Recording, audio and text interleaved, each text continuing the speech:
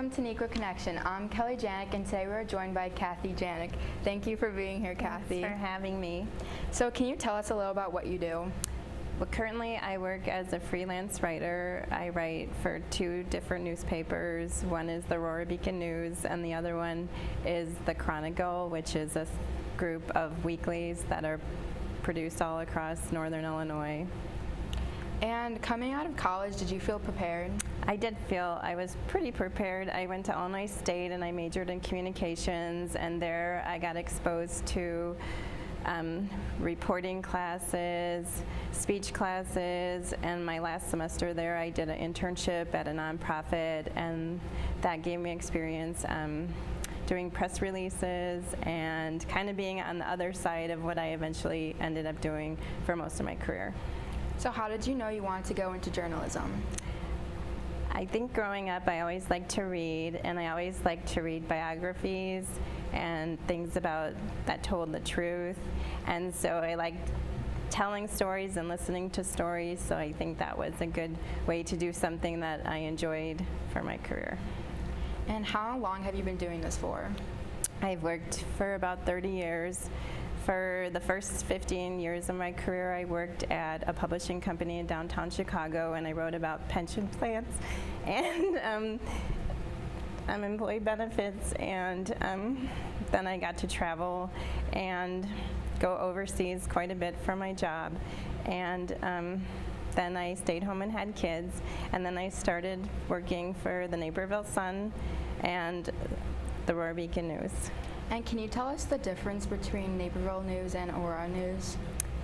Naperville News is very based on the kids and the schools and the success and the feel-good environment of the town, where Aurora is a different kind of struggling community, and there's a great need, there's many immigrants, there's poverty, and there's a great need for help in that community. So it's a very big contrast. So around how many articles do you write per week, and then how many do you think you've written overall? Currently I write 2 articles per week, and I think overall I've done maybe 500 articles for local newspapers, and I've also written 50 magazine articles. So what has been some of your favorite articles?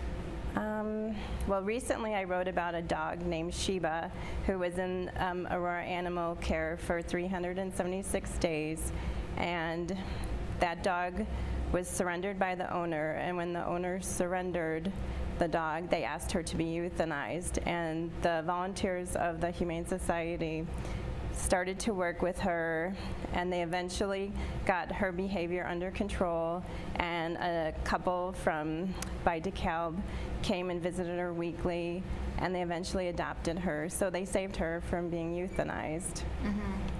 And then another article I wrote was about a little girl who had cancer, and she would have to go weekly to get a port put in, and she didn't like to change when the port was put in, so she asked her mom to make a dress that had a special button, and she asked her mom then, could you make a dress like this for all the girls that have cancer?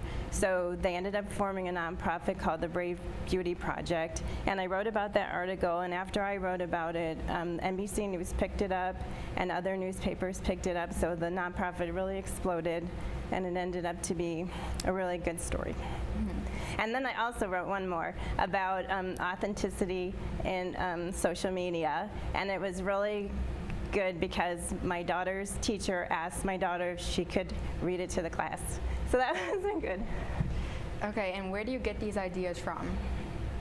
Well, for one newspaper, I get assigned by my editor, and for the other newspaper, the Aurora Beacon News, I have a lot of contacts in the community, and I also go on Facebook pages for Aurora and get press releases from people I've done articles about in the past. So if you run out of ideas, what do you do? I start asking my children, I ask my husband, I talk to my friends, I try to listen to what's going on in the community, and Something always seems to come up, though.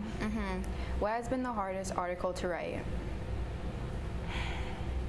I wrote a couple of tough articles. One, a girl from Naperville was struck on the corner of Rickard and Book, and she was killed by an elderly driver, and I talked to her dad on the telephone. That was really tough, and my editor at the time also wanted me to contact the man who hit the girl, and I was unsuccessful at that. And then right after Sandy Hook happened, my editor asked me to reach out to my friends or friends of friends to talk to parents about guns and gun ownership and the safety of our schools, and that was very emotional, especially since I had children in school. So have you ever gotten to experience anything cool from this job? I think I went to Europe about 20 times for my job, and I also have met the most wonderful volunteers and heard their stories, and just really awesome people I've gotten to know through doing this. And have you used journalism outside of just writing articles? When I was a volunteer at my kids' elementary school, I nominated another volunteer, and she was lucky enough to win the Volunteer of the Month for District 204. And then a couple years later, I nominated the school secretary at Graham Elementary for the A+ award, and she was lucky enough to win. So in addition to honoring good people, I felt like I also raised money, because both of those had money that they gave to the school because they won. So what do you think journalism has taught you? I think journalism has taught me that it's important to listen to people.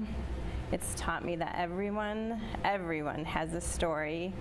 And sometimes the people that are least likely to tell their stories have the best stories. So, and I think it's always to try to get to the bottom of the truth. So what articles are you currently working on right now? I'm currently working on an article about Memorial Day parades and celebrations and ceremonies across Northern Illinois. I'm working on an article about the Fox Valley Festival Chorus and an upcoming concert. And I'm also working on one about summer celebrations across Northern Illinois. So how long does each article take you to write? Well, for one article, I interview 2 or 3 people, and then, so that probably takes an hour, and then it takes me about 2 or 3 hours to write up the article. So has there been anything you wanted to cover but not yet get to it? For a brief period, I did kind of a slice of life article for the Naperville Sun, but at the time, it became quite time-consuming, and it really didn't pay very well. So I took a step back to that. So at some time, I would like to revisit doing that, because I think it's important to talk about parenting issues and schools and kids and things like that. So coming right out of college, can you tell us a little about your job transition that got you to where you are now? Coming out of college, I interviewed for a job as editorial assistant, and I worked my way up to an editor at a pension benefits magazine. And so I worked there my entire career, and I learned a lot about other countries' governments, other countries' tax systems. And so it was a really eye-opening experience. And then it was also kind of nice to eventually go into doing local news, and especially for the community that I lived in. And what do you see for your future in journalism? I don't know. That's a good question. Hopefully I continue to write articles, and maybe go back to working for a full-time position at some point, maybe in a couple years. And what do you think as the journalism, as a whole, what do you think is their future? I think that journalism is in a really, it's a very difficult time, as Newspapers are struggling, and the workload on the few full-time staff left in newspapers is extremely high, and the pay can be quite low. And there's been a couple additional things that have made being a journalist very stressful. So it's a very difficult time, but it's a very important time for qualified people to take on that career and provide accurate news reporting in a fair way. Well, thank you for coming today. That was Nequa Connection. Thank you for watching. Sorry if I get into